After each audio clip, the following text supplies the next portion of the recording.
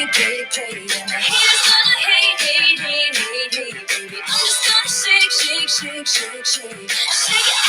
shake it off. Morning, everyone. I think that is a great message for this morning, right? Taylor Swift, shake it off. Whatever's negative in your life, whatever's not working, just shake it off and move on. So I am reporting to you from my living room today to show to you that I did indeed leave my Christmas decorations up. I promised I was going to leave them up to February 1st, but a colleague reminded me that Candlemas is on February 2nd. So shout out to Shona. Thank you. Because now I get to leave them up an extra day. And I'm not crazy for doing it, right? I'm not that crazy lady on the street who won't take down her Christmas decorations. No, I will. I'm very happy with the decision because it is very bright in my living room and it's a room that doesn't get a lot of light and it does cheer me up. And once February hits and it starts to feel a bit more like spring, then it'll be time to put the ornaments and the lights away. Now, I have some amazing news for all of you. I can't wait to tell you about this. I've been so excited. So, the library in my hometown, Peck Memorial Library, shout out to Peck Memorial Library. I love my local library. Whenever I move to a new town, I always get a library card because what more is there to love? Free books? Free videos, free DVDs. Well, I know in the UK, you actually have to rent the DVDs from your library, but in the US, they're free. You just take them out and you watch movies. It's great. So our local library, Peck Memorial Library, sent out this email that said they're running this program called Spice It Up. And they're going to be sending out little packets of different types of spices. And guess what the first spice was? Cinnamon! Isn't that amazing? Now, I don't know if they got this idea from me, if they've been listening to my Monday message. I doubt it. Probably not. Well, maybe, but probably not. But anyway, so my mom got the spice packets. She has 4 different types of spices to try. She got a few different recipes for snickerdoodles, those cinnamon cookies. And I've asked her to try the different cinnamons, and to report back. And maybe we'll even get her on my Monday message to talk about these different cinnamons. I don't know. We'll see. So I mentioned Peck Memorial Library as, possibly, maybe listening to my Monday message.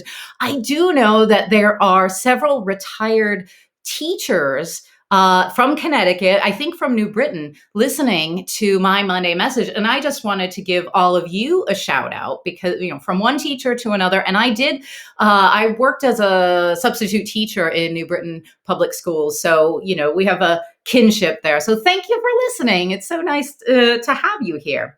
Now, last week, I talked about saying goodbye to 2020, right? And it was na, hey, goodbye. And then last week happened. So like a lot of not great stuff all in a few days. It was, wow. And, a lot of people were saying like, oh gosh, it's only the 6th of January. It's only the 7th day of 2021. Well, I look at it a little differently. So we all know that things don't magically change because the date changes, right?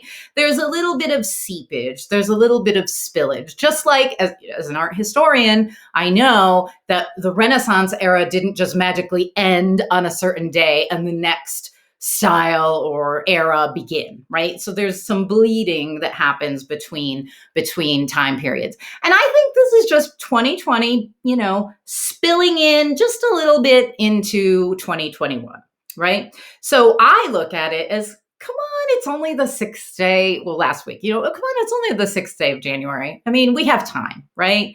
So it's all how you frame it. I think it helps. I'm not saying it's a perfect science. Of course, it's very easy to get down about things that are happening. But I really do. I was thinking about it. And last week, I said goodbye to 2020, good riddance.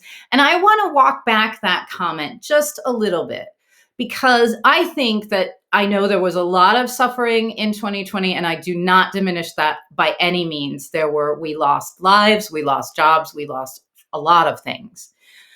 But in the face of all of that, I saw a lot of people coming together, helping one another, and that really inspired me. So I want to keep that in 2021. I think that let's try to forget about the bad that happened in 2020 and let's try to focus on the good, the things that we may have learned, to keep us going through 2021, because we don't, a lot of people have talked about that. We don't want things to just go back to the way they were. Maybe some things, maybe we've learned some lessons from last year.